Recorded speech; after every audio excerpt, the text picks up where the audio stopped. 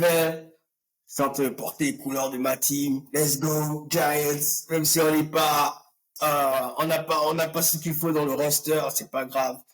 Je vais d'aller avec ma team. Let's go.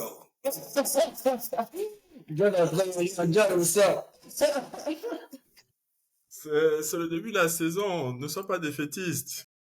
Non, n'anticipe pas. On va se moquer de toi au fur et à mesure. On ne va pas oublier. Donc, il faut la bonne énergie, la même énergie tout au long de la saison, tu vois. On espère que vous allez faire les playoffs. Moi, je me présente, Léo, le DRC, vous connaissez. Donc, du coup, ben, on va être là pour parler du UFC 305 et 306. Bon, le week-end, moi, j'ai repris les entraînements de foot avec mon équipe, rien de spécial. On a eu de bonnes et de mauvaises nouvelles, malheureusement, mais bon, c'est la vie. On essaie d'avancer et puis on va essayer de vous apporter la les meilleures analyses possibles pour cette UFC à venir. Et bien sûr, Thanos, le number one P4P de la capsule. Depuis le début, j'écrase la concurrence, je marche sur tout le monde. Donc j'ai décidé, jusqu'à ce qu'on me rattrape, je ne fais plus de pronos parce que c'est trop facile. Bonsoir tout le monde. Ah, on regarde, les gars, on a fait l'erreur de laisser Yohan en number one. On a fait l'erreur. On a fait l'erreur de laisser creuser l'écart. On a fait l'erreur. Tu choques, hein? C'est précis, c'est toi qui es deuxième? Non, c'est Léon qui est deuxième, je pense. Combien de points? Deuxième, il reste encore 4-5 mois, donc à peu près 4-5 capsules pour le rattraper et le doubler. Moi, je suis un outsider, en puissance, je suis toujours dans le... Non, mais je ne parie plus. Tant que personne me rattrape, je ne parie plus. Ça ne m'intéresse plus. C'est bon. Je n'ai pas envie d'écraser la concurrence. J'ai vu une fois, on m'a dit, il y a mon petit là qui m'a dit, papa, s'il te plaît, arrête, ne fais pas ça aux autres, sois un peu gentil. J'ai fait d'accord. J'ai promis de ne plus être méchant, donc tant qu'on me rattrape, pas plus de pronos. Ah, donc, sans plus tarder, on va aborder le vif du sujet. Donc, les gars, n'hésitez pas à partager, posez vos commentaires, posez vos likes et let's go. Donc, les gars, on commence avec le recap UFC 305 du côté de l'Australie qui avait en main event Dricus du Plessis qui défendait son titre contre Israël à Tessonia. Donc, les gars, comment avez-vous trouvé le combat? Qu'avez-vous pensé de la prestation d'Israël et qu'avez-vous pensé de la prestation de Dricus du Plessis? Donc, let's go. On commence avec qui? Yohan, Thanos, let's go. D'abord, c'est dommage que Parker ne soit pas là. Je pense qu'on aurait rigolé un peu en fait pendant l'analyse. Mais moi, le combat lui-même, j'ai quand même été déçu. Parce que je m'attendais du côté d'Adesanya en fait à le voir plus technique en fait, à le voir cadrer en fait du Plessis, à jouer avec le low kick en fait, à tenir la distance surtout. Et j'ai eu l'impression qu'il y a un problème de cardio aussi parce que du Plessis, je crois dès qu'on arrive au deuxième round en fait, il est fatigué. Mais c'était la même chose pour Adesanya quoi.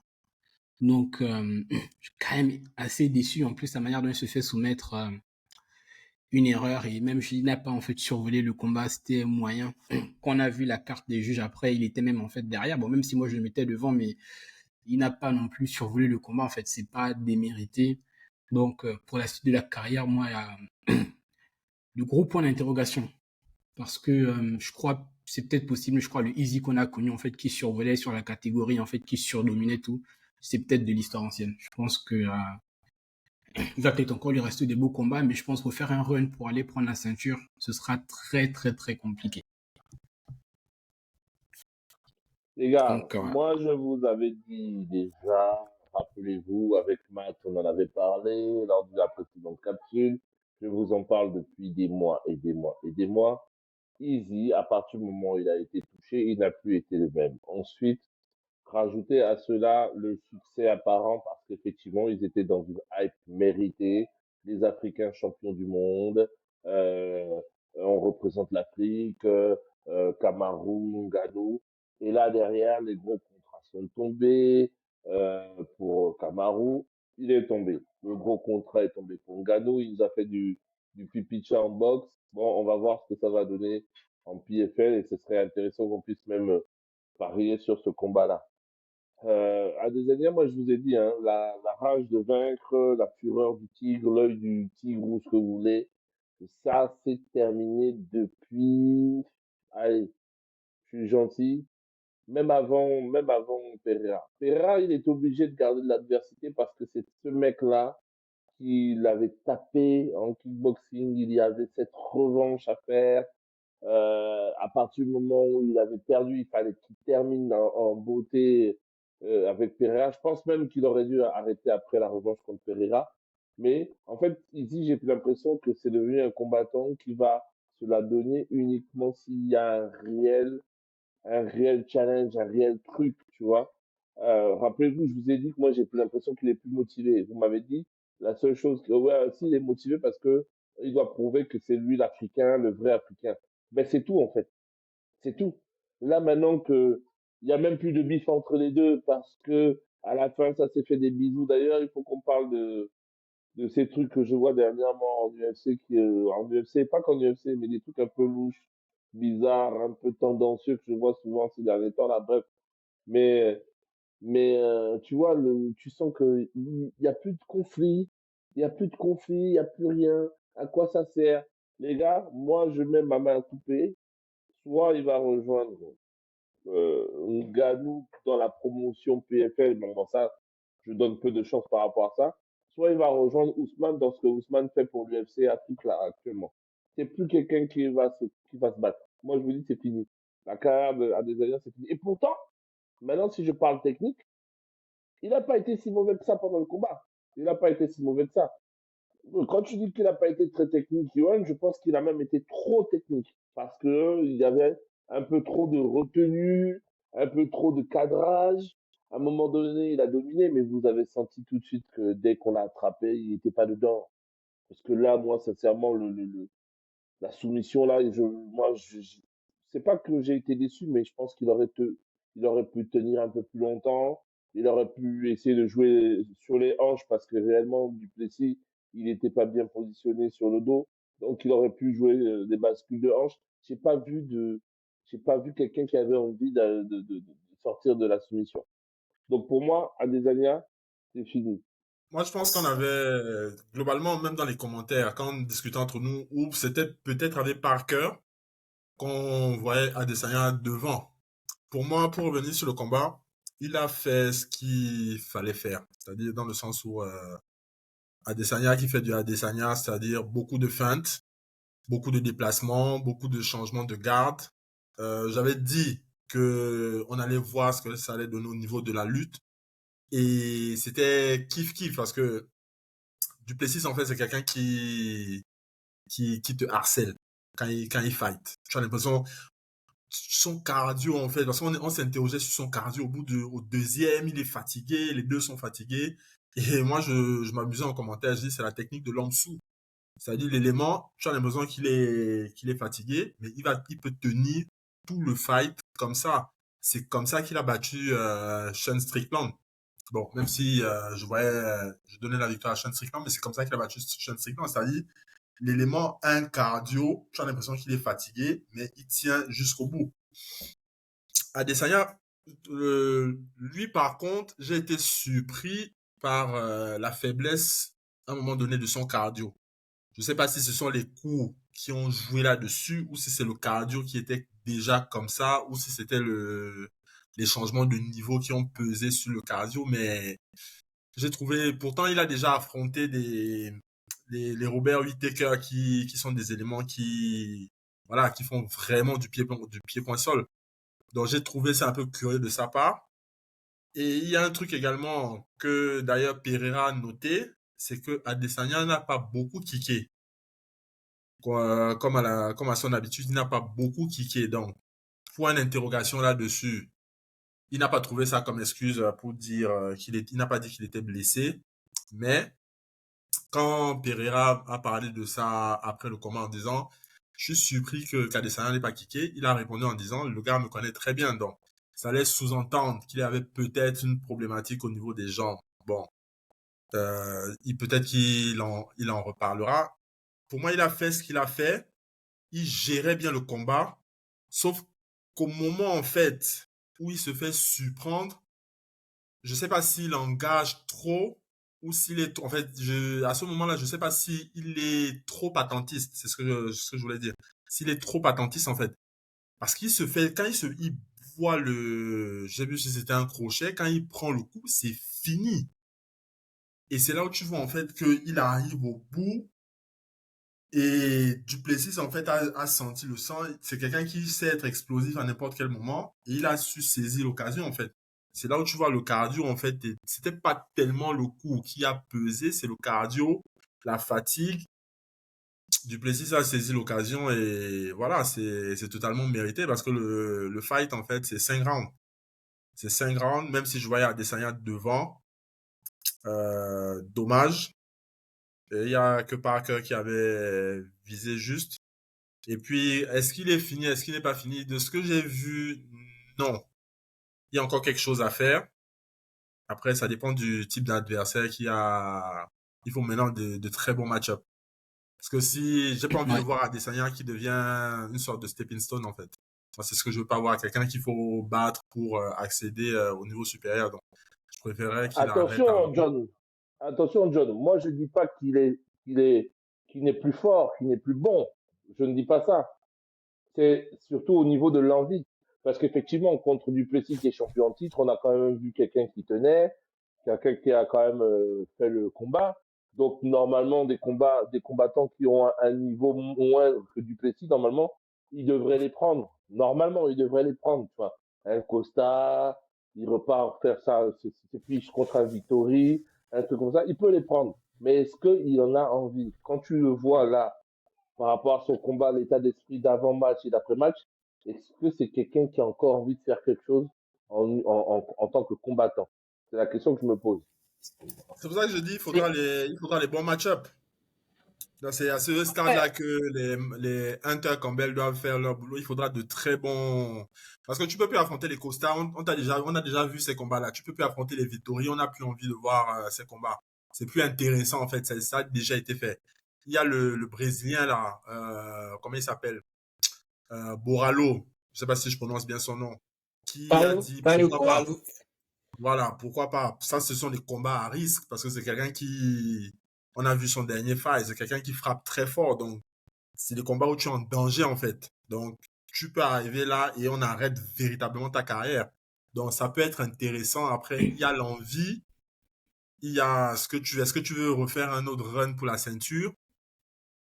Parce que c'est une division, tout compte fait, il y a encore de la place, hein. Il y a les 8 takers il y a Boralo, il y a 8 takers. Bon, le petit de Johan Ramzad, bon, moi je ne sais pas, on va pas tirer sur l'ambulance maintenant. Il y a encore moyen, mais il faut choisir les bons créneaux, quoi. Et c'est là où je voulais en venir. Vous avez parlé tout de suite de Whittaker. Et c'est là où je voulais faire la différence avec Israël Adesanya. Est-ce que vous ne pensez pas que Adesanya, en ce moment, est en train de être victime de ce que Conor McGregor est victime of? Tu vois, il a déjà touché le gain, le max de gain. Tu compares avec un Whittaker qui n'a pas encore touché ce gain-là et qui est toujours à même de taper les prospects, en fait, les top prospects. Tu vois, Whittaker, il vient d'allumer, il se crame, il va combattre Ramzat. Tu mets un Ramzat face à Israël Adesanya, nous tous ici, on aura peur pour Israël Adesanya parce que peut-être qu'on se dit que c'est ce dont Léo est en train de parler, en fait. Il a déjà touché ce gain-là. La rage va sortir d'où, en fait. Là, avec Dreykus, on pensait que la rage allait sortir du fait, et moi, j'étais déçu de ça. Parce que avant le fight, on voyait Israël faire oh non, tu as osé carrément nous dire, tu as osé carrément nous insulter, genre tu voulais nous refaire l'histoire, toi un Africain blanc, tu veux nous refaire l'histoire. Moi je me disais bon là Israël est motivé, mais arrivé au combat, c'est décidé de voir que bon en fait la rage n'est plus là quoi. C'est parce que Moi, j'ai une. Moi, je pense que c'est pas une affaire que de gain. C'est surtout notoriété. Parce qu'en termes de gain, faire ce que McGregor a fait, je pense qu'il y a que John Bon Jones qu'on peut comparer à l'heure actuelle en termes de gains.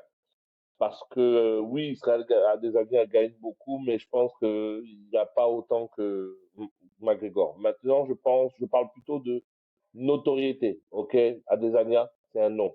Les gens ont chanté pour lui, même jusqu'au Gabon. Les gens ont fait des trucs pour lui. Il a été le héros de ses réseaux sociaux. Voilà, Adesanya, en termes de notoriété, n'a-t-il pas pris trop la grosse tête? Et moi, je parle, en plus de notoriété, je parlerai aussi de la peur de la suite. Parce qu'à un certain âge, comme je t'ai dit, quand tu prends des coups, tu commences à te poser beaucoup de questions et parfois trop de questions. Je vais vous faire un parallèle avec, comment il s'appelle, Deontay Wilder. Rappelez-vous, après sa défaite contre Fury où il a été sonné, quand on lui parle du boxeur qui était mort là, il commence à parler avec tendresse et avec mélancolie que vous savez, la boxe, on peut mourir, on peut prendre des coups, est-ce que si, est-ce que ça. Ça là, j'ai l'impression que c'est déjà ancré dans la tête d'Adesanya. Et je le dis parce que je pense que, si je me trompe pas, lors de son dernière interview, je trouve qu'il a parlé un peu trop de sa mère. Quand un combattant commence à parler de ses parents, c'est pas bon. Il a même pleuré. Il a même pleuré. Moi, j'ai vu la défaite quand il a commencé à pleurer. Ouais, moi, le truc là Bon, aussi, ça m'avait un peu surpris, quoi. Moi, je pense en fait surtout, c'est que lors des dernières années, je pense aussi qu'il a trop combattu. Parce qu'à un moment donné, il était aussi l'un des combattants les plus actifs. Surtout pour quelqu'un qui avait la ceinture. Il faisait, je crois, 2 à 3 défenses par année, en fait, tu vois. Il refusait pas un combat, il enchaînait les combats. Et aujourd'hui, quoi, il a quoi, 35, 36? Donc, je pense que au-delà de la notoriété, en plus, il s'est quand même fait de l'argent parce que je crois des derniers contrats signés, il fait partie de ceux qui ont, on enlève bien sûr Connor, mais il fait partie de ceux qui ont signé en fait les plus gros contrats en fait. Donc, il y a la notoriété, je crois, il y a l'argent, il y a la fatigue aussi physique parce que tu as beaucoup combattu. Tu vois, c'était la même chose avec Ousmane en fait, tu vois. Eux, ils enchaînaient les combats. Donc, je pense qu'à un moment donné, à un certain âge, bah, le corps te rattrape. Physiquement, en fait, tu ressens le coup. Mentalement aussi, c'est pareil. En fait, à chaque fois, faire un camp, ressortir, tu repars, etc., etc. Donc, à un moment donné, quand tu prends une défaite, là, tu enchaînes en fait la défaite. Il faut retrouver une nouvelle source en fait d'inspiration. Moi, en fait, c'est pourquoi je m'attendais après sa dernière défaite là que le gars il dise en fait, vous savez quoi, je vais monter en fait.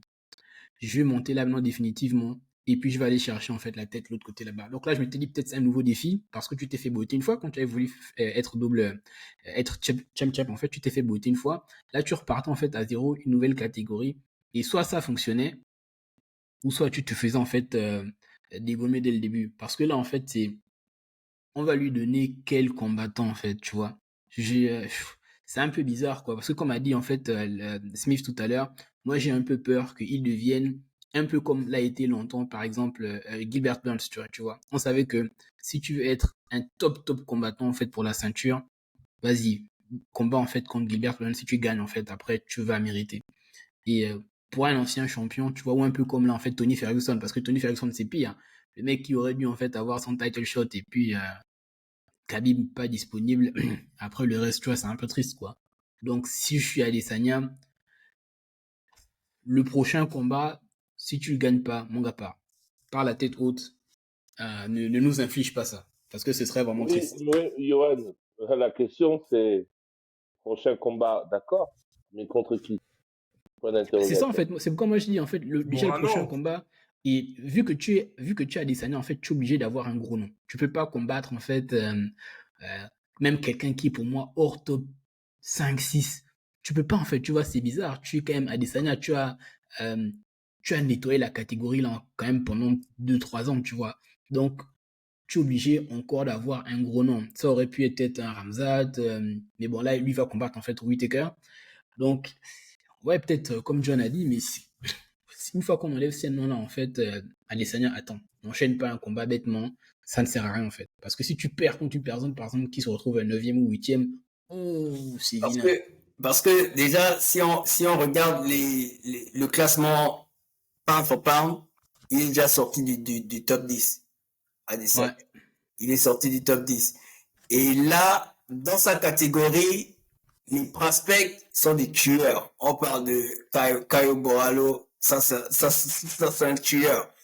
Après, on va le mettre contre qui? On va le mettre contre, comment on l'appelle? Chimaev va le démonter, hein. Je suis désolé, hein. C'est ça, je vous ai dit tout à l'heure, si on le met contre Chimaev, tous on aura peur pour Israël. Après, pourquoi pas Imavov qui est quatrième, en fait, tu vois. Mais Ouais, il m'a Imavov dès a que déjà tu un combat. descends, Imavov a ouais, dès déjà que un tu combat qui descends, en arrive. fait, du top 5, en fait, les deux prochains combats qu'il doit faire, c'est vu que, bon, il n'y aura pas Shimaev, comme j'ai dit, en fait, il doit faire Whittaker. C'est soit tu prends Imavov qui est quatrième, ou tu prends Boralo, mais même là, en fait, le match pour moi est compliqué, hein. Et toujours dans le domaine des recaps, mais cette fois-ci, on va aller en boxe et on va noter la victoire d'abord de Martin Bacolé sur Jared Anderson. KO, cette victoire, c'était samedi 3 août au BMO Stadium à Los Angeles. Les gars, que dire de Martin Bacolé? On va donner la parole à Léo. Let's go, vas-y, vote ton gars, vote ton gars. Non, les gars. Aujourd'hui, tout ce qui manque, quand je regarde Martin Bacolé, tout ce qui manque à l'Afrique, de manière générale, hein, c'est la discipline. C'est tout.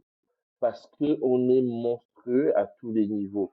Là, j'ai rarement vu, hein, je vais pas c'est pas pour l'encenser, mais ça fait longtemps que j'ai rarement vu un boxeur aussi dominant dans sa manière de combattre, amener autant d'écart entre l'adversaire, et pourtant l'adversaire n'est pas des moindres, hein. L'adversaire est un jeune prometteur qui n'avait jamais pris de KO, qui a aucune défaite. En gros, j'avais l'impression de voir, et je pense que ça vous avez dû l'entendre longtemps, c'est pas que je répète ce que j'ai vu dans les médias, c'est vraiment ce que je pense. J'avais l'impression d'avoir un George Foreman des temps modernes, parce que il est d'une puissance mais déconcertante. Ses jabs, t'as l'impression que c'est des coups de massue qui balancent. Il cadre pour le bras arrière qui t'atomise. À un moment donné, c'est pas un combattant polo qui est axé que sur le visage. Il te dégomme le foie, tu t'y attends pas. En fait, là où tu t'attends pas de le voir, il y est. Et à cela, tu rajoutes une puissance qui n'envie pas à celle de Ngannou, hein. Parce que là aussi, j'avais l'impression, moi, quand j'ai vu le combat, que le gars, il avait un truc dans les gants box, en fait. À chaque fois qu'il mettait un coup, tu avais l'impression que le gars, il pouvait aller dormir, faire un coma ou quoi que ce soit. Je dis, attention, on néglige trop les Africains. On néglige trop les combattants du Ghana, du Nigeria. Ce qui nous manque en Afrique, c'est une discipline, une motivation, une rigueur à en faire pâlir les autres, les Occidentaux. Là, c'est là où les Occidentaux nous tuent, parce qu'il y a la rigueur, il y a l'hygiène de vie, il y a tout. Là, Bacolé, de ce que je vois, parce que j'ai commencé à le suivre un peu plus au niveau à la suite de ces combats-là, je vois quelqu'un qui a une bonne préparation, qui a une rigueur dans sa vie, qui a des principes qui vont avec. Et là, le surplus, c'est que on a souvent oublié qu'il a été le sparring partner privilégié de grands noms de la boxe. Tyson Fury, Usyk, Joshua, les gars, il a combattu, il a aidé des champions du monde à s'entraîner.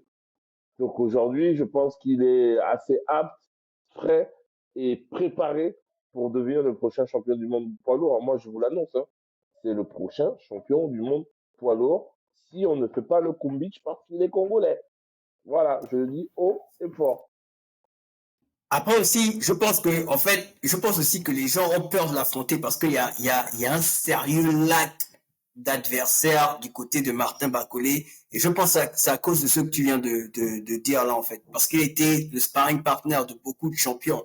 Et je pense qu'en dehors de ça, les gars se disent, oh non, moi j'ai pas envie d'affronter ce gars-là en combat officiel, en fait. Je pense que c'est un peu ça, hein. Tu penses quoi, John?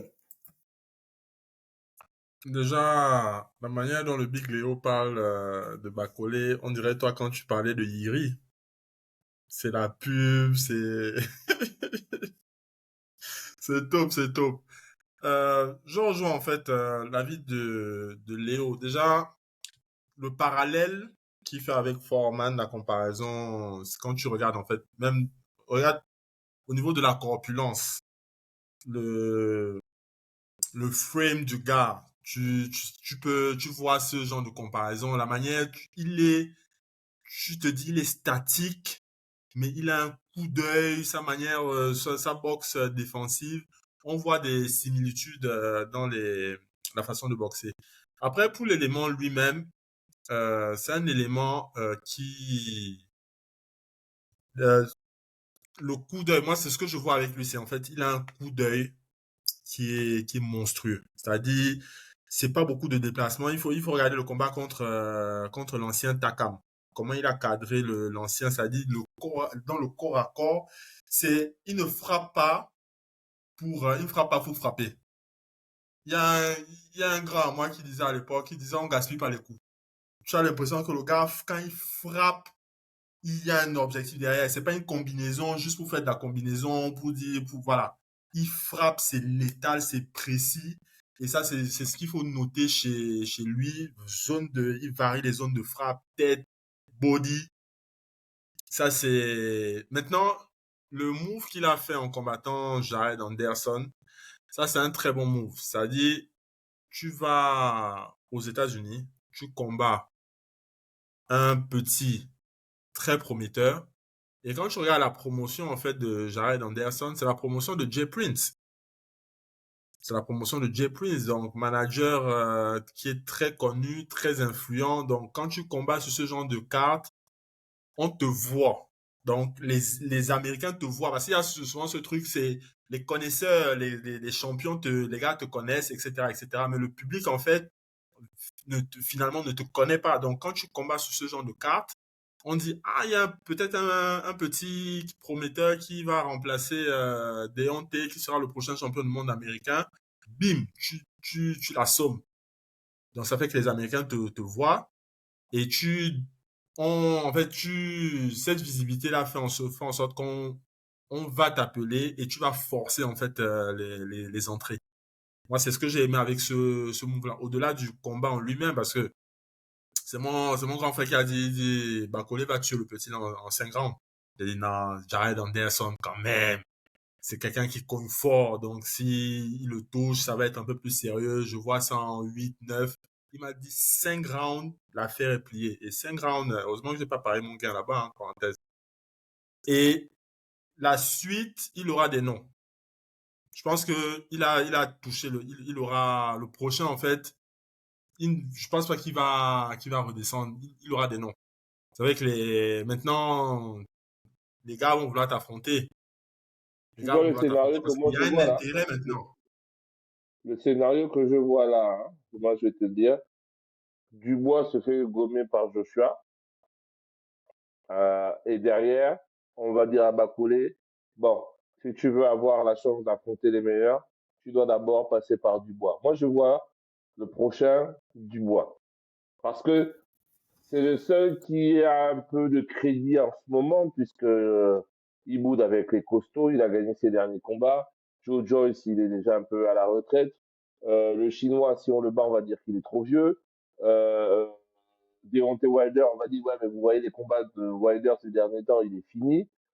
Parker, pourquoi pas, mais même Parker, c'est déjà un peu trop pour le moment pour Bakoulé. Moi, je pense que le prochain, l'intermédiaire, c'est Dubois. Hein. C'est la bonne pioche, hein, Dubois. Même avant d'arriver chez Dubois, tu as Baby Miller qui est là aussi. Ça sont des combats, ça sont des noms que tu peux déjà mettre dans ton palmarès. Là, les Baby Miller, les Andy Ruiz, Junior, ça sont des gens, parce que Dubois, ça c'est direct, tu bats Dubois, direct, on te met face à un gros nom, genre Anthony Joshua, Tyson Fury, ou bien Usyk même déjà. Dubois, il est c'est un combat éliminatoire voilà. Donc, ce sont des fights en fait, parce que le truc c'est que Dubois combat prochainement, parce qu'il faut regarder aussi la timeline. Dubois combat prochainement. S'il y a des dommages pour l'un comme pour l'autre, ça retarde en fait. Toi, je pense pas qu'il va attendre. Donc, je pense qu'il y a des combats à faire. Il y a des gars qui sont disponibles là. fait, puisque il demande ces noms-là. Il arrive, il demande ses noms. Il arrive, il a dit, mais moi, les gars dont vous me parlez, là, vos champions, là, on s'est vu en sparring, je les ai couchés. Donc, on va avancer, les gars. On va aussi rappeler la victoire de Inoue contre TJ Doremi. C'était à Tokyo. TKO au 7e round. Les gars, c'est le temps pour Inoue de chercher aussi un gros nom du côté des styles. Comme on dit, les gars, on veut savoir aussi vos avis, surtout ce dont on a discuté aujourd'hui. Allez-y, posez vos commentaires, posez vos likes, partagez aussi. Ce qui nous amène au deuxième segment. Les gars, on assiste à la fin d'une ère. On a le grand, l'unique Demetrius Mighty Mouse Johnson qui a annoncé sa retraite. Du côté de Denver, au dernier événement du One Championship, il a annoncé que pour lui, le MMA, c'était fini. L'un des grands noms du MMA, il est l'un des combattants qui nous a fait aimer le MMA. Avec des combats très notables contre moi, le combat que je retiens, c'est contre Raymond après, Augusto, il attrape pour la soumission en bas, I'm like, Il a 35 combats, monsieur. Non. Ne gaspille pas son palmarès. Parce que là, tu comptes, je sais pas ce que tu comptes. Il a 35 combats au total, 30 victoires, 4 défaites et un match nul. Oui, monsieur. Oui, monsieur. C'est pas le même. Je suis sur sa fiche, là. Il a 35 combats. Hein? Oui, 25 victoires. Moi aussi, je suis sur Wikipédia, donc je ne sais pas quel Wikipédia tu as là. Là, je te dis les combats. Brandon Fitz, Pedro Mercado, Jeff Bourgeois, Eric Alvarez, plus Contreras, José Garza, Forrest Sibon, Luis Contreras une deuxième fois, Frankie Mendes, Jesse Brock, première défaite en 10-1 contre Brad Pickett en décision unanime. Nick Pace, Damasio Page, Dorifo Yamato, Miguel Torres, deuxième défaite contre Dominique Cruz, on est à 14-2. Ensuite, Yann McCall, égalité, 14-2-1. Revanche contre Yann McCall, 15-2-1. Ensuite, Benavides, Donson, Moraga, Benavides une deuxième fois. Ali Bakotinov, Cariazo, Origuchi, Donson, Cerudo une première fois. Elliott, Reis, Segundo il perd en décision partagée, donc ça fait 26-3-1. Ensuite, Wakamatsu, Wada, Kingad, Moraes, quatrième défaite sur un coup de genou. Rotang, Adriano Moraes une deuxième fois et Adriano Moraes une troisième fois, ce qui fait 32-4-1. RMC met 25 victoires, 4 défaites, 1 match nul. En UFC. Moi j'ai tous ces combats, les gars. En tout cas, après, moi j'ai tous ces combats. Il a commencé en Axe Fighting Champions League, annihilation. Tout premier combat MMA à Everett à Washington. J'ai même regardé ce matin. Après, peut-être que je sais pas, peut-être qu'ils ont compté certains combats amateurs. Moi, je vois professionnel, special, record, fights, total 25 wins, 4 losses, 1 draw. Ouais, parce que même sur ESPN aussi, moi je vois 25-4-1. Je sais pas, on fait plus officiel que Sherdog. Bah, moi je suis sur ESPN par exemple. ESPN met aussi 25-4-1 quoi. C'est peut-être que les autres sont peut-être en amateur, je sais pas, mais moi je te parle de. Ouais, possible. On parle palmarès C'est possible qu'ils ont compté certains combats amateurs. Ouais, parce que là, le palmarès total dernier... en arts martiaux mixtes, c'est 37. Léo, ton dernier combat, toi, c'est quelle date en fait qu'ils ont mis là-bas? En 5 mai 2023. Il défend sa ceinture contre Moraes. Ok. Ouais, donc il doit avoir des combats, je pense, en amateur. Il y a des combats en amateur qu'ils ont comptés. Peut-être. Ou c'est blagueur, ils ont compté, par exemple, les gens du combat qui faisaient Free Fight un peu One Championship. Ils ont fait, c'était un 4x3. D'ailleurs, Erwan a parlé du combat qu'il a marqué. Bon, moi, je vais prendre la parole pour Demetrius Johnson, parce que je vais déjà me foutre à dos toute l'équipe. Les gars, personnellement, vous allez me tirer dessus, J'en ai rien à secouer. Heureusement que Parker n'est pas là. Mais moi, sincèrement, je le mets devant tout. On parle de sa carrière. Moi, je vais pas vous mentir. Demetrius Johnson, c'est pas un combattant que j'appréciais. Pour quelle raison? Parce qu'en tant que poids lourd à la base, j'aimais pas les petites catégories. Je détestais regarder les petites catégories. Et c'est l'un des combattants en MMA qui m'a donné le goût de regarder des petites catégories. Pourquoi? Parce que c'est un combattant qui est plus ou moins complet. Quand tu vois le gabarit de la personne, la petite taille, tu te dis, lui, il va être simplement un grappleur. En plus, tu regardes ses oreilles, il est bouffé de partout. C'est un combattant, en fait, pour moi, qui a le même style que Jones. En fait, Jones et lui, c'est la même chose. Moi, si on peut, si je devais mettre Jones devant Demetrius Johnson, ce ne serait uniquement que parce que Jones est dans une catégorie où quand tu frappes, ça fait mal. Ça fait mal. Il a fait lourd, léger, poids lourd. C'est vraiment les catégories mères. Mais sinon, pour moi, Demetrius Johnson et Jones, c'est la même chose. Il est très fort. Moi, je sais pas pourquoi. Ce qui me déçoit dans sa carrière, c'est Dana White. Pourquoi vous avez laissé un gars comme ça partir de l'UFC? Ça, c'est la question que je me pose à l'heure actuelle. Qu'est-ce qu'il a pu faire pour ne pas être là encore en UFC? Parce que ce qu'il fait au One Championship, c'est aussi dingue, les gars. C'est aussi dingue. Je ne sais pas si vous regardez les combats. Ça peut donner la catégorie parce que c'est flyweight. Et là, on regarde en UFC, flyweight. Maintenir ce Demetrius Johnson One Championship. Personne. Et ce qui est vraiment surprenant avec lui, c'est qu'il est, je le répète, malgré son gabarit, il est complet. Parce que si je devais retenir un ou deux combats, bon, déjà, il y a le combat contre Cerudo, décision partagée là, qui me reste toujours en travers la gorge. Mais le combat qui m'a le plus marqué, ben, c'est pas en UFC, les gars. C'est contre Roteng. Les gars, vous connaissez, c'est qui vous savez qui est le Roteng là en boxe thaï? Muay Thai, c'est une des légendes de la boxe thaï en Thaïlande, les gars. C'est un meurtrier. Il a réussi à tenir 2 rounds de boxe thaï avec lui et gagner sur soumission sur les rounds de MMA. Je ne sais pas si vous avez vu le combat. Je vous invite à aller regarder le combat. Il rendait coup pour coup. C'est un des combats qui m'a le plus impressionné chez Demetrius. Et il est volubile. Et il bouge, il vole, il change.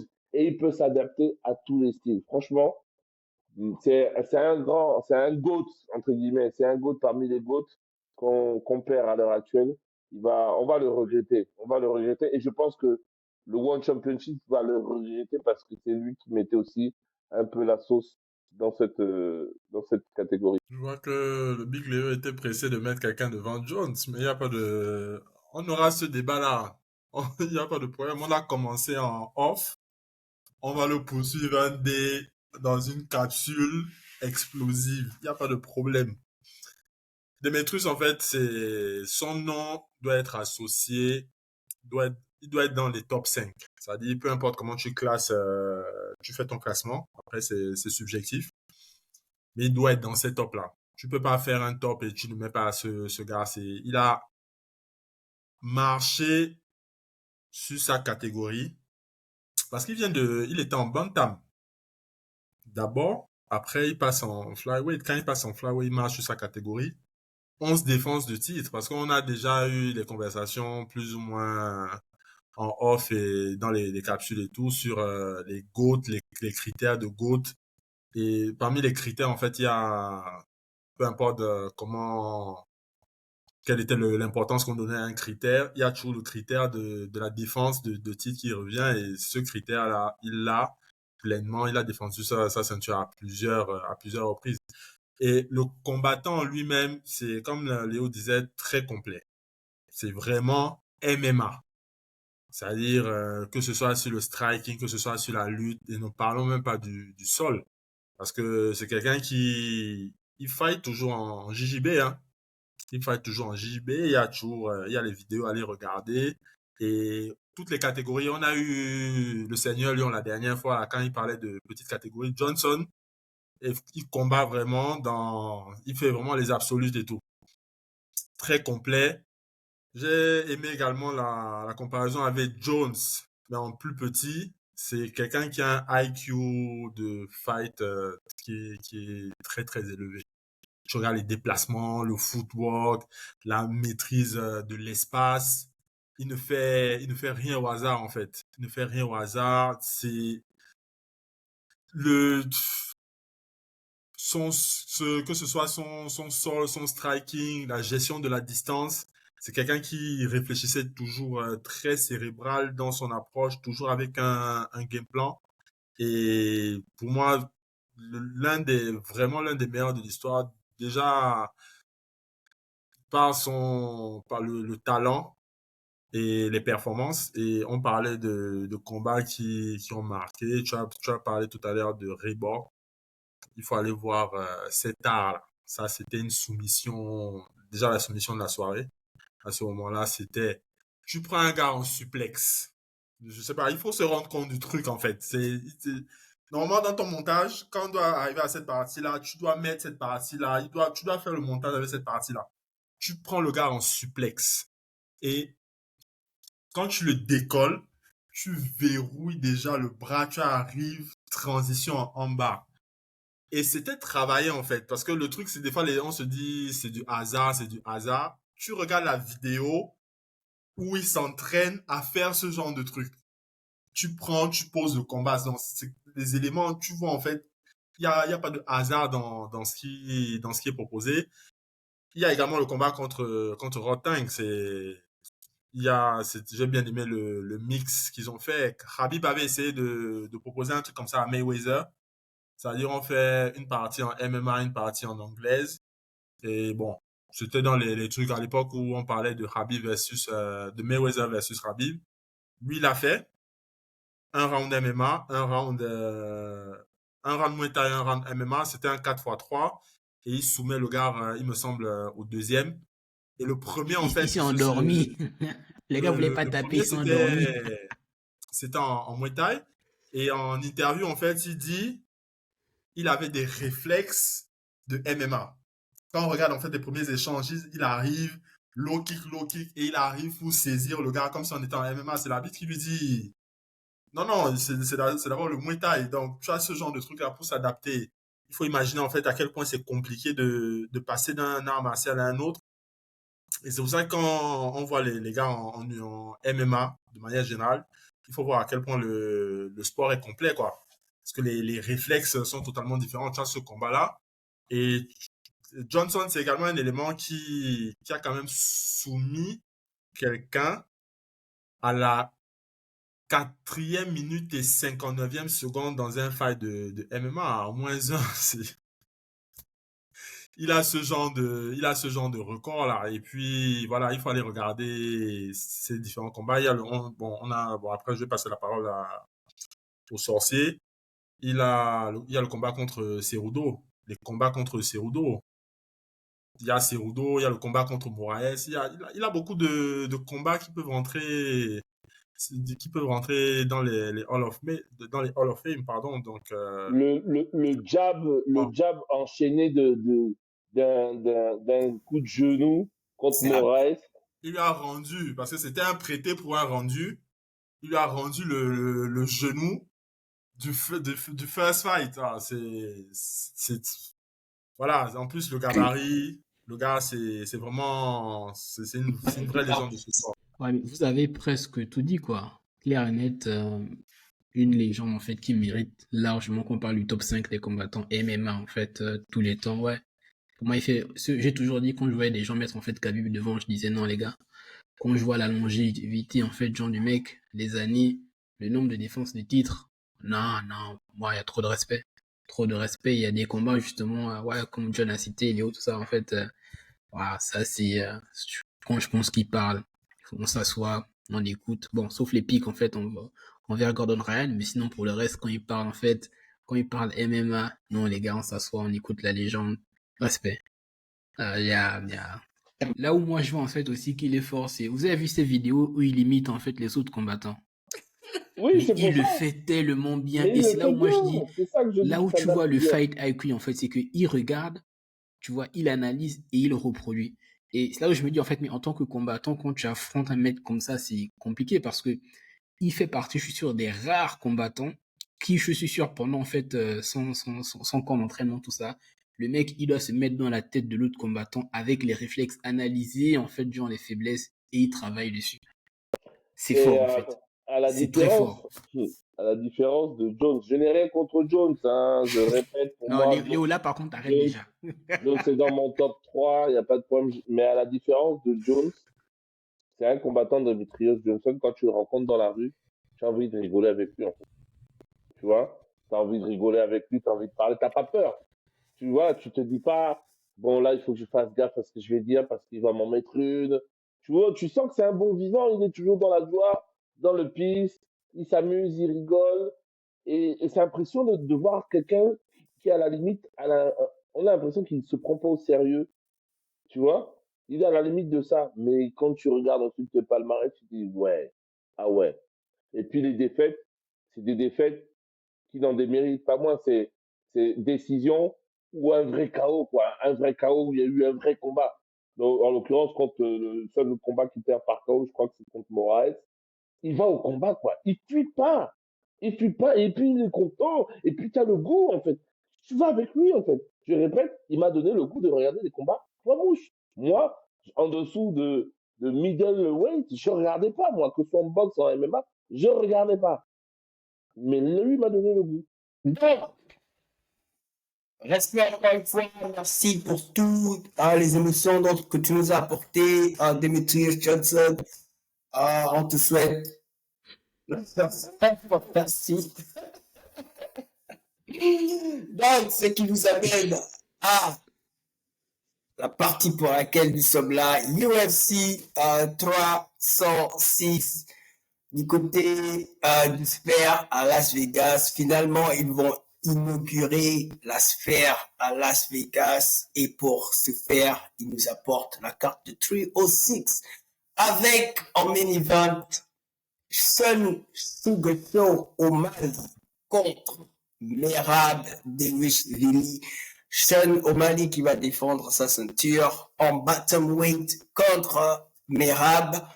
Et en common event, on a un combat pour le titre aussi avec Alexa Grasso qui défendra son titre en flyweight contre Valentina Shevchenko. La carte est quand même belle, hein. Ça va, quoi. Bon, je ne dirais pas que c'est le top, mais la façon dont Dana White fait la promotion de la carte, on dirait que c'est la meilleure carte de tous les temps. Mais bon, je pense que c'est dû peut-être au fait que ça se passe aux sphères. Voilà pourquoi, mais sinon, bon, moi, je vois pas tant. Il fallait simplement qu'il fasse la Talakou, sinon vous ne devez rien vendre avec cette carte-là. Mais en fait, moi, pour être honnête, depuis l'UFC 300, j'ai du mal à aimer les cartes de l'UFC, tu vois. Sûr. En fait, le problème ce que je trouve avec Dana, c'est qu'il en a mis trop. En fait, la carte, elle était tellement belle. Et même les combats, tu vois, parce que parfois, tu as des gros noms et les combats sont décevants. Ouais. Mais là, pour le coup, tu vois, l'événement, que je dis bien que ce soit du prélim, parce que je crois, le premier combat, c'était... il s'appelle comment l'autre brésilien, là? L'ancien champion qui avait fait... Figueiredo. Figueiredo, en fait. Que ce soit le premier combat, en fait, avec Figueiredo jusqu'à la fin, en fait, avec Pereira, on a eu que des beaux combats. Tu vois. Et donc, toutes les cartes, après, souvent, quand je les regarde, déjà, ça m'emballe pas trop les noms. Et après, souvent, quand je vois les combats et même les main events, tout ça, en fait, je suis désolé, ça chie, quoi. Il a mis la barre là. Et là, pour le moment, depuis, on est que là, franchement, ça fait chier. Et puis après l'UFC 300, il nous a trop saucé avec le retour de McGregor contre Chandler. Donc les gens en ont trop attendu et finalement, il n'y a rien, quoi. C'est que du vent. Ouais. En plus, il faudra qu'on reparle une prochaine fois, en fait, McGregor. Finalement, les gars, qui croit encore au retour? Ça, c'est... Je n'ai jamais cru.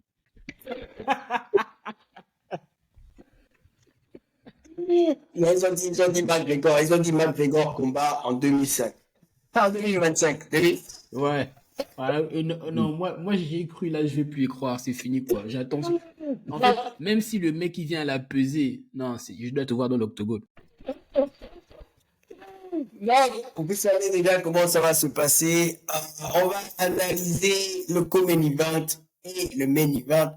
Et on va pronostiquer les 3 derniers combats de la carte, c'est-à-dire Brian Ortega contre Diego Lopez, Alexa Grasso contre Valentina Shevchenko et Sugar O'Malley contre Merab Demichvili. Donc, on commence avec le co-main event et on va rappeler aux téléspectateurs, aux auditeurs et tous ceux qui nous regardent, posez-vous like, partagez, commentez et donnez-nous aussi vos pronoms. On veut savoir ce qui vous pensez pour le co-main event et le main event. Non, on commence avec le co-main event, les gars. Combat pour le titre. Alexa Grasso qui va défendre son titre contre Valentina Shevchenko, le titre qu'elle a d'ailleurs pris contre Valentina Shevchenko. Alors, comment vous voyez la chose se passer? On va commencer avec John.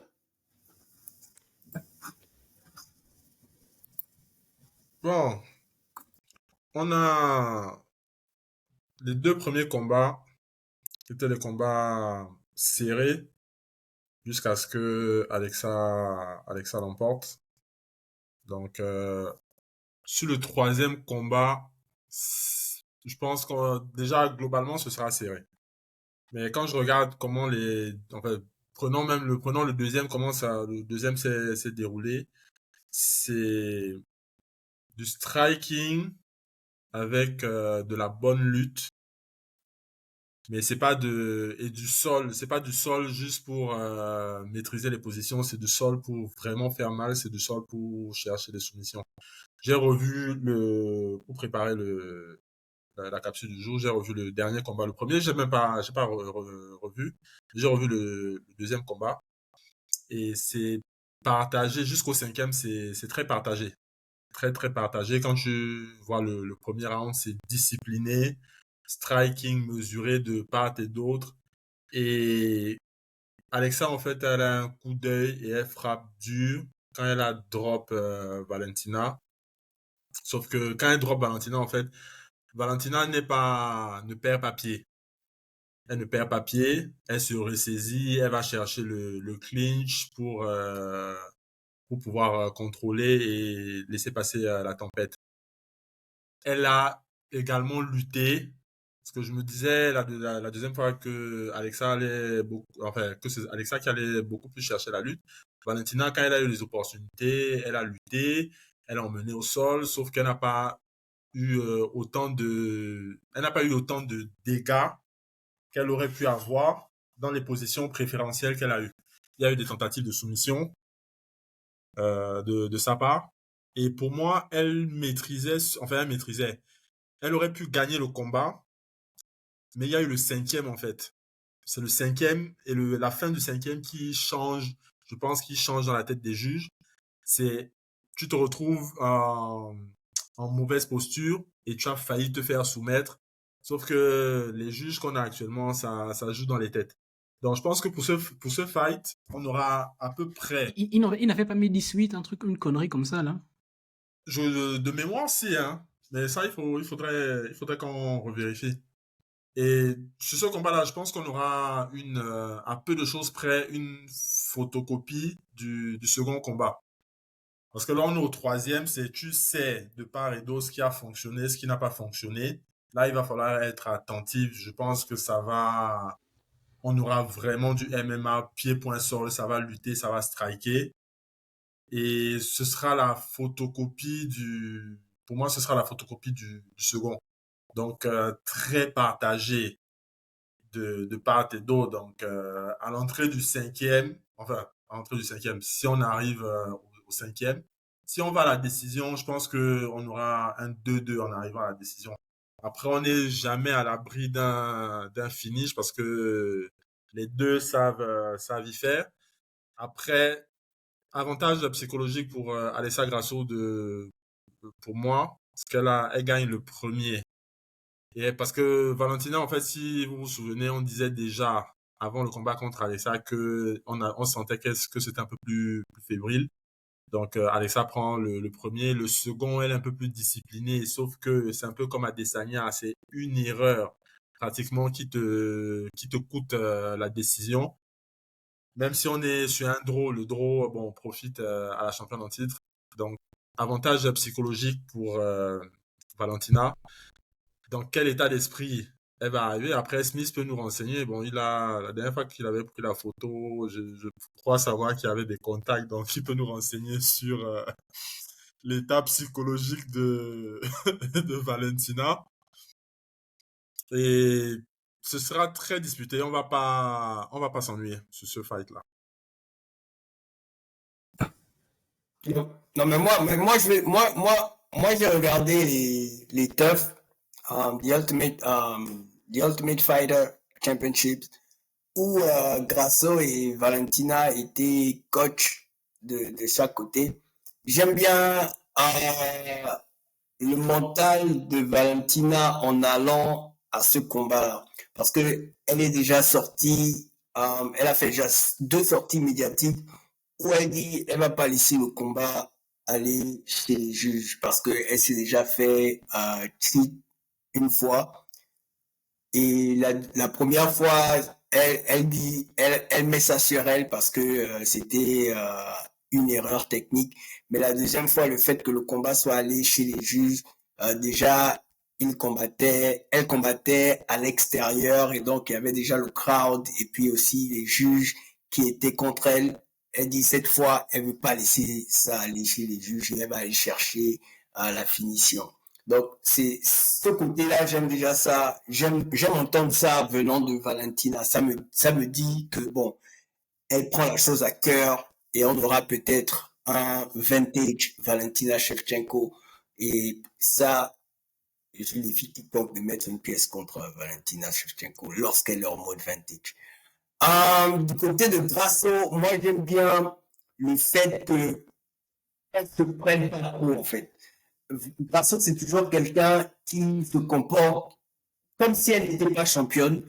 Elle met toujours l'effort dans ses entraînements. Elle va à ce combat-là en oubliant que le deuxième combat s'est passé et qu'il y a eu un match nul.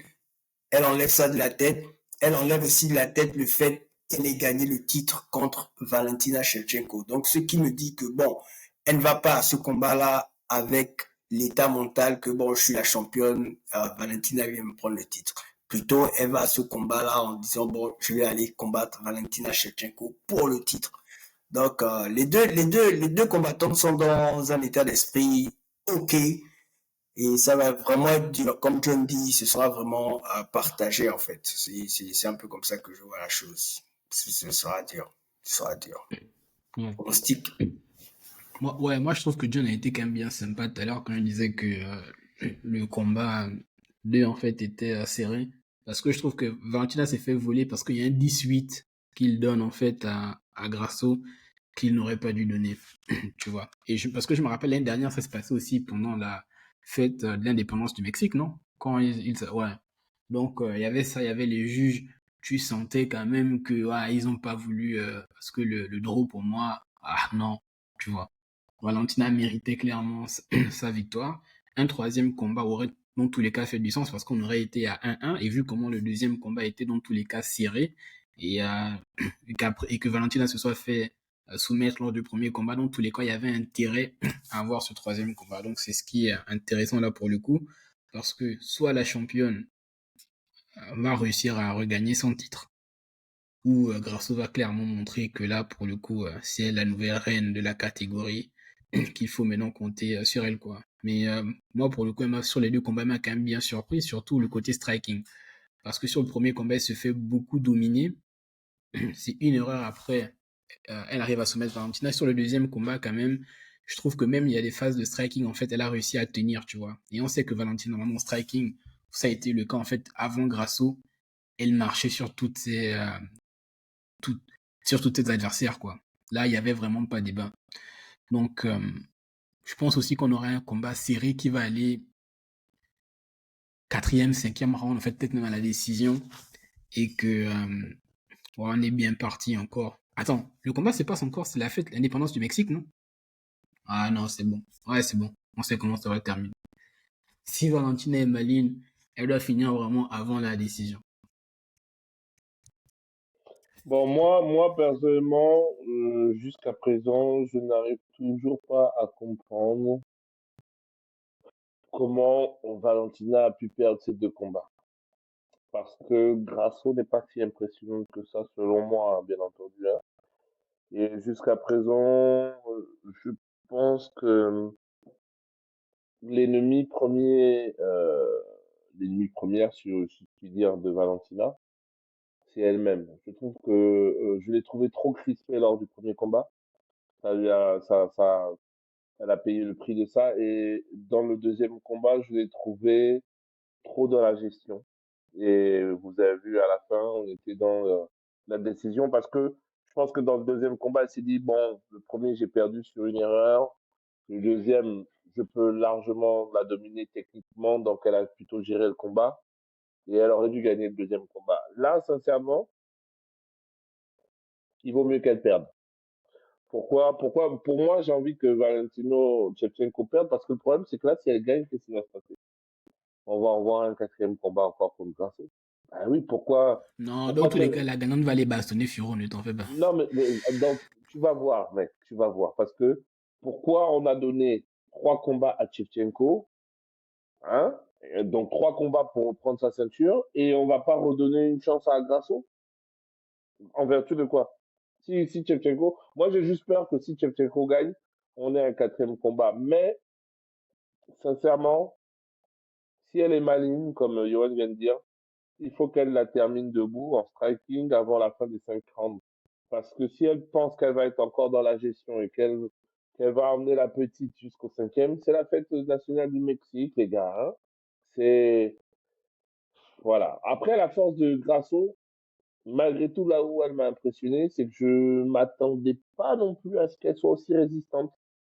Euh, je m'attendais vraiment pas à ça et elle a montré elle pouvait l'être et le fait d'être résistante contre une combattante comme Shevchenko qui a allumé tout le monde, ben, je pense qu'elle a gagné en confiance. Donc là, ça va être le combat de la personne qui, en fait, ça va être le combat de la confiance. La personne qui aura plus confiance en ses capacités gagnera. Et pour le moment, l'avantage, c'est à la championne, à Grasso, parce que tout est fait pour qu'elle gagne, hein. Elle est championne, c'est au Mexique, jour de l'indépendance. Voilà quoi. Donc, je vous donnerai mon avis lors du pronostic. Ce qui nous amène au main event de la soirée. Suguso Mali qui défend son titre en bantamweight contre Merab Demichli. Bon, déjà, pour arriver au combat, j'aime déjà pas la narrative qu'il y a autour avec Merab. Pour qui on dit il a attrapé les staff infection. Ça déjà, ça m'énerve. Ensuite, encore, je pense, avant le staff infection, il s'était coupé à l'œil, c'est ça? À l'œil ou bien, soit à l'œil ou bien, je sais pas, un autre. Il y a déjà deux blessures qui vont contre Merab. C'est qui me fait un peu douter de la façon dont il se prépare pour ce combat-là. De l'autre côté, avec Sugar Sean, tu ne peux rien prendre de sérieux sur ce que tu vois sur ses réseaux sociaux parce que t'as l'impression que le gars il s'amuse. Après j'ai vu deux vidéos où les gars se rencontrent, ça prend les breakfasts ensemble. J'ai comme l'impression qu'on va se faire chier au main event, les gars. Comme d'hab avec Sonomai. je savais que Léo devait tomber sur lui. Comme d'hab. Je vais se faire fouiller parce que, comme par hasard, le show sort un chaos de nulle part, boum, on voit Miracle au sol. Donc, c'est un peu partagé pour le combat. Après, Suguso, il était à présenter. On sait tous que c'est le chouchou de la compagnie en ce moment. On sait tous que Dana a son entre les mains. Il n'a pas envie de le faire perdre ou bien de le mettre contre quelqu'un qui... J'ai trop cette sensation-là que Suguso, c'est la personne qu'ils ont choisi pour être le prochain Connor, en fait. Je trouve cette impression-là. Je ne sais pas pour vous, mais pour moi, c'est l'impression que j'ai en fait. Sauf que les chiffres ne suivent pas. Tu C'est sais ça, ce c'est qui ça manque aussi. à Sean O'Malley? Tu sais ce qui manque à Sean O'Malley? Je t'ai coupé parce que, bon, je sais que tu voulais plus rien dire, parce qu'il n'y a plus rien à dire, en fait, sur Sean O'Malley, à part de dire que c'est le petit chouchou de Dana White, hein, voilà, on va pas se mentir. Mais ce qui manque à O'Malley pour être un Conor McGregor, c'est le grappling.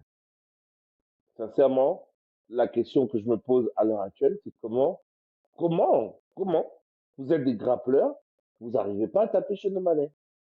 Parce que non, il n'est pas mauvais. Il a une bonne allonge, 1m83, le gars il est grand, tu vois. Bon, il est plus grand que la plupart des opposants qu'il a eu, comme je sais plus qui, Jamal, je sais plus quoi, Sterling, tu vois, voilà, ok. Mais les gars, il n'a que son striking. Il n'a que son striking. Comment personne n'arrive à soumettre ce mec-là? Parce que même au niveau de la défense, je vois pas grand-chose. Et quand je regarde ces combats, je suis désolé Dana de te le dire, mais quand je regarde les combats de Sean O'Malley, j'ai plus l'impression que ce sont des combats qui sont scénarisés. Voilà. C'est des combats qui sont scénarisés. Bon, écoute, hein, au début, on va un peu faire ça, tu sais pas, et puis là, il va mettre un faux truc, tu l'éclipses. Et puis, on te met devant, tu fais ton show, parce que c'est un showman. Voilà, il a changé les couleurs, c'est un showman. Maintenant, devant, on a un Géorgien. Et je Merab, hein, je vais l'appeler comme ça parce que son nom de famille est trop compliqué. De ce que je vois, sa force va être également sa faiblesse. Parce que vous avez dit tout à l'heure, c'est quelqu'un qui a une propension à se blesser facilement. Il se blesse parce que il va au front.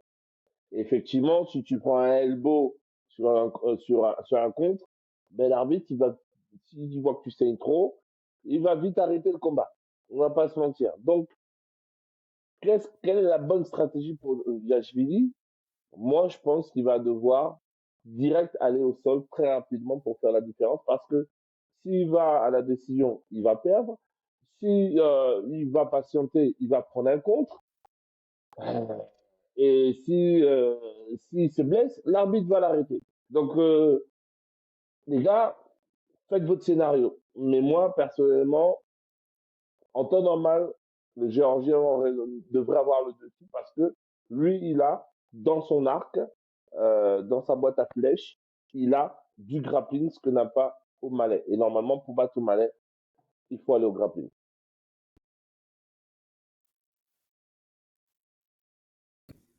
Thanos, vas-y. Ah, ouais, bon, vous avez dit beaucoup de choses, hein. Là, on a un combat grappleur contre striker.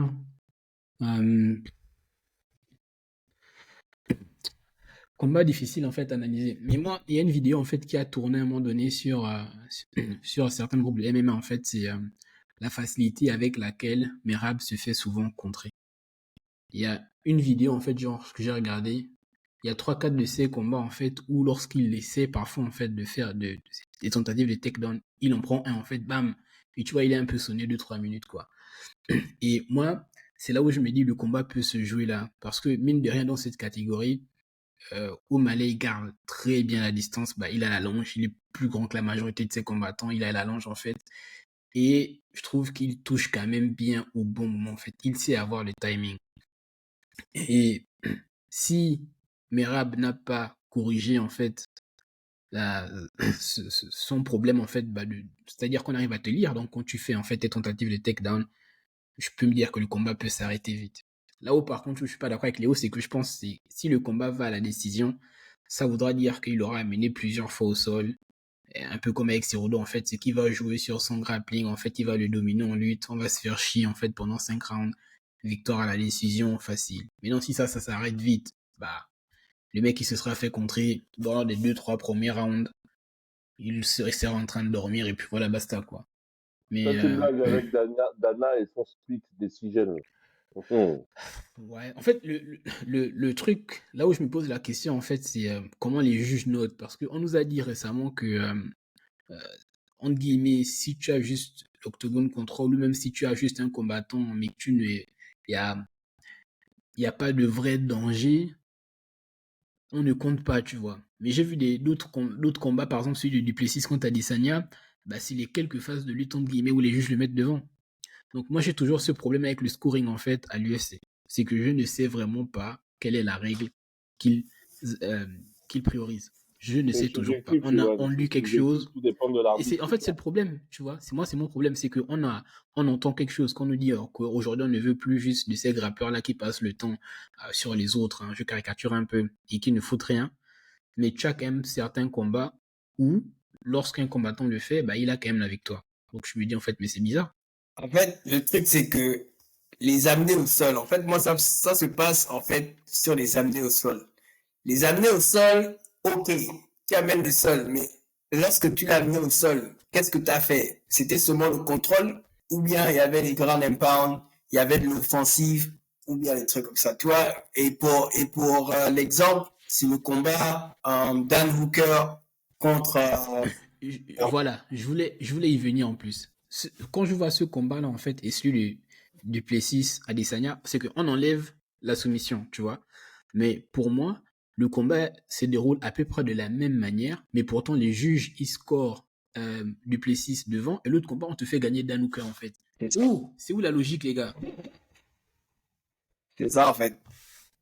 En fait, jusqu'à présent, moi, c'est ça, en fait. Lorsque je regarde le combat, je regarde le combat, et si je vois qu'il y a un grappleur contre un striker, et le grappleur amène le striker au sol, si le striker passe son temps à se relever, moi, je pense que les juges vont donner la victoire au striker.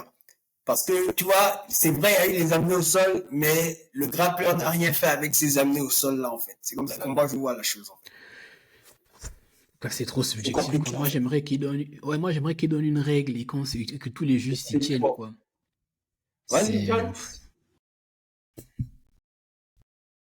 Bon, pour ce fight-là, il y a plusieurs facteurs. On va commencer par pour moi, le premier facteur, c'est qui va arbitrer le combat. Si on a notre classique Marc Godard qui arbitre le combat, on sait déjà comment ça va se passer. C'est-à-dire, le premier qui fait l'erreur de tituber un peu, qui arrive au sol, on a l'impression que il n'est pas, il est dans les vapes, il est un peu dans les vapes, le combat va s'arrêter. Peu importe de qui il s'agit, que ce soit O'Malley, que ce soit Merab, le combat va s'arrêter. Donc ça, c'est le premier élément. Et je pense, si c'est pas lui, ce sera Herb Dean. Donc si c'est Godard, on sait déjà qu'il y a de fortes chances que en l'absence de décision, le combat s'arrête comme ça. Maintenant, pour le fight en lui-même, bon, je suis pas d'accord avec Léo quand il dit, en fait, que O'Malley n'a que le striking. Il a la majorité de son arsenal, c'est vrai, c'est le striking, c'est un très grand. Le problème, c'est quand tu dis il n'a que le striking, c'est comme si c'était un léger striking et puis voilà, assez efficace de temps à autre. C'est un artiste dans ce qu'il fait. C'est un très très grand striker. Si on prend le combat, bon, que certains ont dit oui, Chito Vera ne méritait pas, etc., etc. Si on prend Chito Vera, tu vois en fait comment du début à la fin, hormis quelques fulgurances je crois, au quatrième de Chito Vera, quand j'avais l'impression qu'il lui avait pété les côtes, c'est la science du déplacement, la gestion de la distance, les feintes, etc., etc. O'Malley maîtrise cet élément-là. Quand il prend le titre à Aljamain Sterling, parce qu'Aljamain Sterling et Merab s'entraînent ensemble. C'est pratique, à peu de choses près, c'est le même style de fighter. Ce sont des éléments qui aiment lutter, qui aiment grappler. Il a évité à certains moments, parce qu'il savait qu'il ne fallait pas qu'il aille au sol contre Aljamain Sterling, parce que leur volonté, ça va être de tout contrôler, de chercher la meilleure position, de temps à autre, grand impound, et tu perds des rounds comme ça. Donc, il se déplaçait beaucoup pour emmener Sterling à cette erreur où il a surengagé, il s'est fait sonner. Maintenant, à la différence de Aljamain, Merab, c'est quelqu'un qui harcèle énormément. Je disais plutôt Duplessis harcèle beaucoup, mais Merab, c'est impressionnant. Il faut revoir le combat contre Petr Yan. Il va te faire lutter jusqu'à ce que tu... Et il a un cardio, en fait, de malade. Parce que les changements de niveau, les gens ne s'imaginent pas à quel point ça peut prendre de l'énergie, mais tu as l'impression, en fait, que, bon, il faut tester un peu le sang de ce monsieur-là, entre parenthèses. Mais il a un Mais il se fait cardio contrer, hein. malade. Donc, c'est ce qui attend Sean O'Malley, en fait, c'est tu vas te déplacer, mais pour éviter les takedowns, tu vas devoir te déplacer tout le temps. Et à un moment donné, pour maintenir le gars à distance, il va falloir que tu strikes pour envoyer les informations en disant il faut éviter les tentatives de takedown, mais tu vas devoir te déplacer tout le temps. C'est pas sur un round, c'est sur tous les rounds parce que le gars a un cardio de malade. Il va venir à chaque fois, il va venir à chaque fois. Et même quand il se fait contrer, en fait, il titube. S'il se fait contrer, il faut que tu le couches. Parce que si tu ne le couches pas, il va revenir. C'est ça, en fait, c'est Aljamain Sterling avec le côté beaucoup plus agressif. Donc, O'Malley a déjà fait face à ce type de fighter-là, en la personne de Sterling, mais il aura une autre version avec, voilà, avec Merab. Donc, je pense que sur ce combat-là, on aura, pour ceux qui ont regardé, en fait, là, je dis ça pour les auditeurs et téléspectateurs, pour ceux qui ont regardé le Sterling versus O'Malley, on aura la même version, mais avec un peu plus de rythme. Pour moi, c'est comme ça que je vois le fight. Après, la narrative, voilà, il faut regarder les deux sur les réseaux, c'est super marrant. Les moqueries, tu vois le Merab qui s'entraîne sous la pluie, tu comprends pas en fait, tu te dis, est-ce qu'il s'entraîne sous Surtout la les pluie montages de parce que Merab, quand même. Les montages de en fait, c'est Merab, un c'est drôle, sketch. avec Ah, le les sosie deux, de c'est un O'Malley. sketch. Et puis, il y a une histoire, en fait. Il y a une histoire. C'est Merab qui avait porté la veste Thriller d'O'Malley pendant le face-off contre Sterling et tout. Donc, c'est un combat pareil que pour Grasso versus Shevchenko. On va vraiment pas s'ennuyer. On va vraiment pas s'ennuyer, mais c'est Herb Dean. Ok. Donc, c'est bon. Donc, ce sera livré d'une certaine façon. Donc, il y aura pas, lui, il laisse un peu d'extra punch en cas de problème. Donc, voilà. Ok. Donc, ce qui nous amène à la partie cruciale, les gars. Donc, on va d'abord appeler le score. Donc, pour les scores, on a rappel score après UFC 305. On a en première position Johan Thanos avec 46 points. On a Léo en deuxième position avec 38 points, suivi de Parker et Tubbs à ex-aequo avec 37 points et John avec 29 points. Il y a encore le temps, John.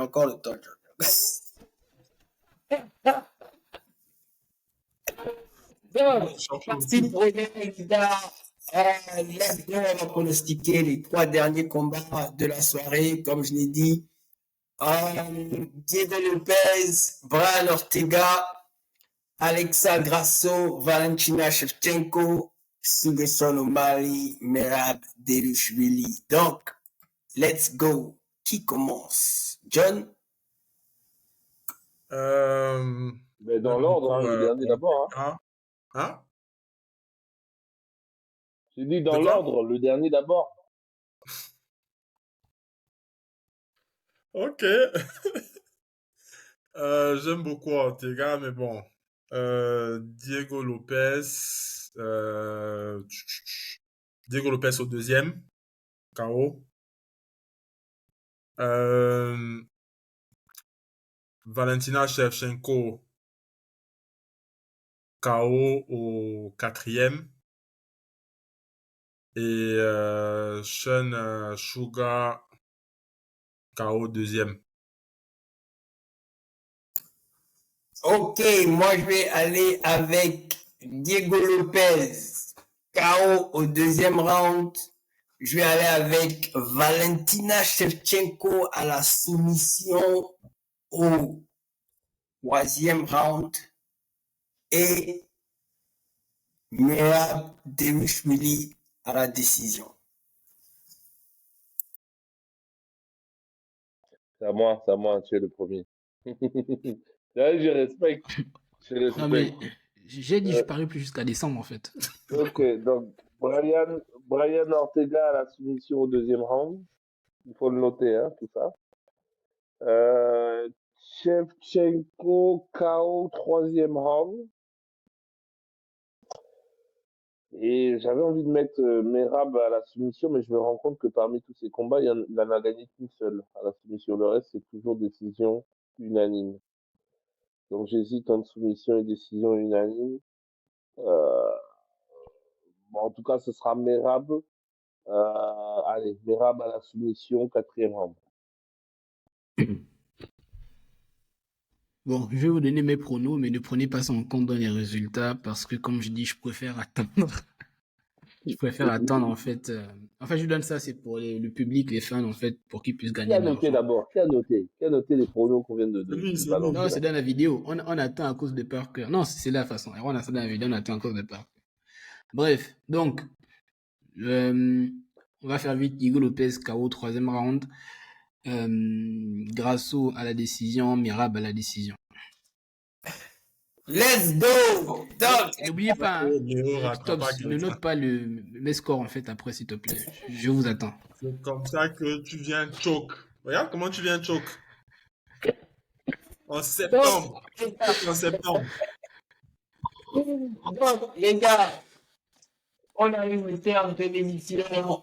Merci d'avoir été avec nous pour tous ceux qui nous ont suivis jusqu'à maintenant. N'hésitez pas, les gars, déposez aussi en commentaire vos pronostics. On veut savoir sur qui vous pensez. Posez vos likes, partagez le live, abonnez-vous sur la page La Capsule. Vous pouvez nous retrouver sur Facebook, sur Twitter et sur TikTok, La Capsule MMA. Les gars, donc tout le monde dit où on peut vous retrouver. Let's go, on va commencer avec Léo, VRC. Alors, Léo, le VRC, comme Erwan vient de le dire, vous pouvez me trouver sur Twitter, sur Instagram, sur Facebook, les Scientifoot. Et j'aimerais, moi, de mon côté, clore cette page en présentant encore mes condoléances à toute la famille de Dadou Lokage, notre confrère des Scientifiques 2 qui s'en est allé. J'espère qu'il y aura peut-être une image en son sens. J'espère que la capsule, on y pensera pour faire un hommage à lui et à toute sa famille. Donc, force à la famille, force aux amis qui l'ont suivi tout ce temps-là. C'est un gars de Nzeng, donc je pense à eux tous. Et faisons en sorte que, comme j'ai un ami qui dit souvent, aimons-nous vivants. Aimons-nous vivants. Voilà. Je vous souhaite une bonne soirée et commentez, regardez et likez les combats. Ok, vas-y, John. Donc, abonnez-vous, likez, regardez les combats. Regardez les combats, c'est important. Même si on vous donne pas les liens, regardez, il faut regarder les combats. Et voilà, Scientifoot 2, tranquillement. Et la saison de foot américain qui a repris. Allez, force aux Giants. Et très important, Eto a mis le triplé. Voilà, il a dit qu'il a mis le triplé. Il a mis le triplé. Ne cherchez pas à beaucoup bavarder. Pourquoi, comment, les vidéos. Quitte à ce qu'on crée les vidéos là. On va créer, il y a l'IA, on va créer la vidéo. Il a dit le triplé avant la mi-temps et on l'a libéré. Avant la mi-temps. Et puis il a fait la fête à Paris. C'est fini. 82e minute. C'est quelle mi-temps ça? Ah, avant la 3e mi-temps. D'accord. Avant la 3e mi-temps. Avant la mi-temps. Voilà. Et Leonardo était coach. C'est fini. Oh, je dois regarder le podcast là. Je dois regarder les... Donc, les gars, on va vous laisser. Merci encore d'avoir été. Oh, c'est comment? Je n'ai pas encore claqué du doigt. Vous voyez quelqu'un? Vous voyez quelqu'un, il a peur de la fin du monde. Je peux claquer du doigt comme ça. Non. Tout ce que je vous demande, en fait, c'est de liker les vidéos, regarder les combats, commenter, abonnez-vous, partagez. Et bonne semaine à tous. Voilà, on peut arrêter la capsule. On fait tout. Oh, comment pour ça? Il y a aussi Rio 7 qui arrive, les gars, il y a des cartes de malade pour terminer l'année. On a aussi Francis Ngannou qui fait son retour. On a Joshua Dubois. On a trop de combats en boxe qui arrive. Le grand Turkus Alakus a dit il va nous donner cette fight-là gratis. Il le sponsorise d'abord. Et Aujourd'hui, ça, on attend pas depuis.